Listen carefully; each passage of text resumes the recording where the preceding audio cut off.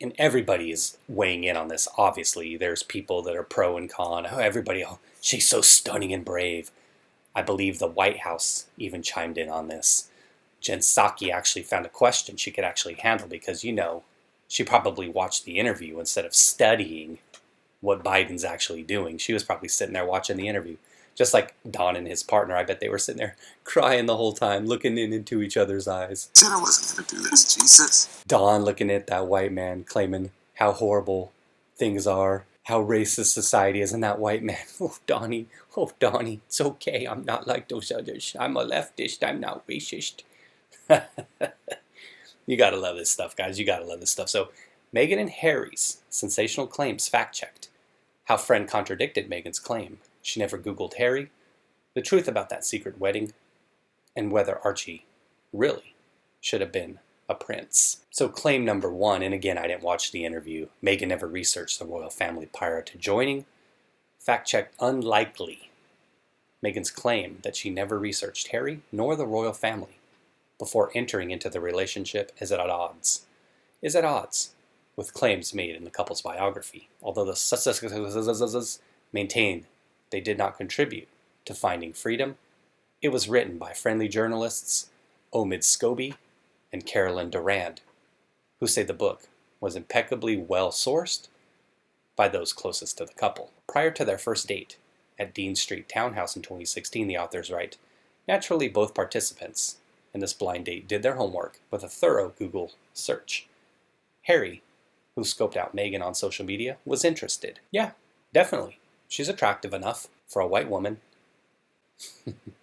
And she obviously would have known who he was. Harry and Meghan were actually secretly wed 3 days before the Windsor ceremony. Fact check was unlikely. Meghan claimed she was silenced by the institution. Everyone in my world was given very clear directive from the moment the world knew Harry and I were dating to say no comment. Fact checked here is contested. On the day they announced their engagement, Harry and Meghan gave a lengthy interview to the BBC's Michelle Hussein, although the Duchess reportedly complained afterwards that the journalist had not been warm enough. So there it goes again. Having all that privilege, wealthy, white woman, married into a royal family, yet she's still here. At that time, hadn't been married in yet, but claiming that victimhood. And you see that to this day. And what I was telling my wife about it, again, I didn't watch the stuff, but what I was telling my wife this morning was, there's that white woman and their white kid. Look at, even the dog's mostly white. Was that I felt like this was a puff piece in a way. And we see this all the time. Puff piece, propaganda is probably more likely because you hear these claims coming out about how Meghan was abusive.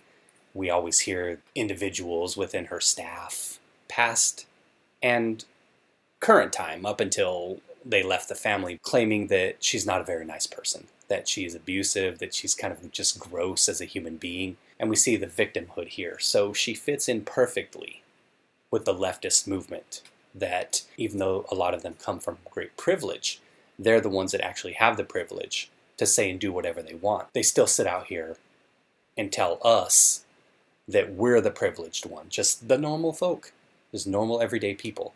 No, it's not the $5 million in net worth that they say she has, or the $31 million in net worth that they say Harry has, the vacation homes, all the free stuff that they get for sure wherever they go, that life is hard for them, that they're not the ones of privilege, that certain other individuals are the ones of privilege. I describe it like this. It's, you have a situation where an individual feels a certain way. She ropes in another individual, Harry in this case, that maybe doesn't feel the same way, that maybe isn't all about victimization and using the privileges they have in order to try to fake that victimhood.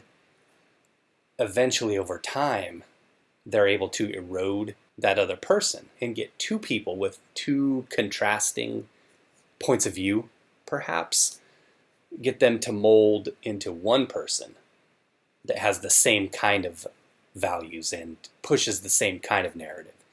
So you had two individual people that may have thought differently in the beginning, but as time goes along, the stronger-minded person in the relationship can mold the mind of the other individual to get them to be a carbon copy of themselves, so to speak.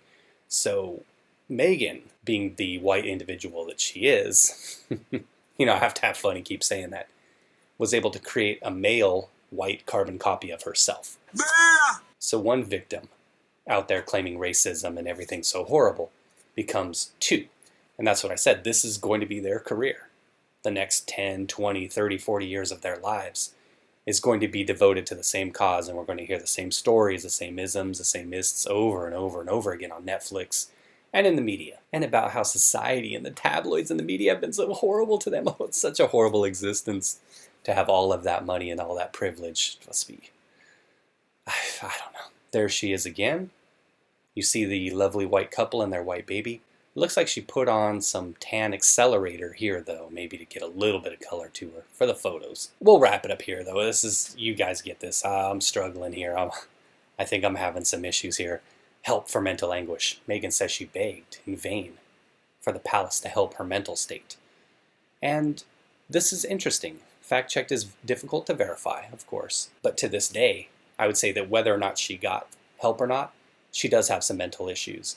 And she managed to take an individual who didn't have mental issues and convert him into another individual who also has mental issues. And those mental issues are what I talked about before.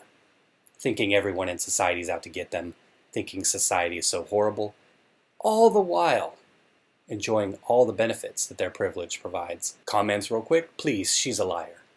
We don't care for her or her spare part husband. How come she was never questioned about Wimbledon when all the seats were cleared for her? All aboard the bandwagon, plenty of seats for the entitled. Let us just forget them.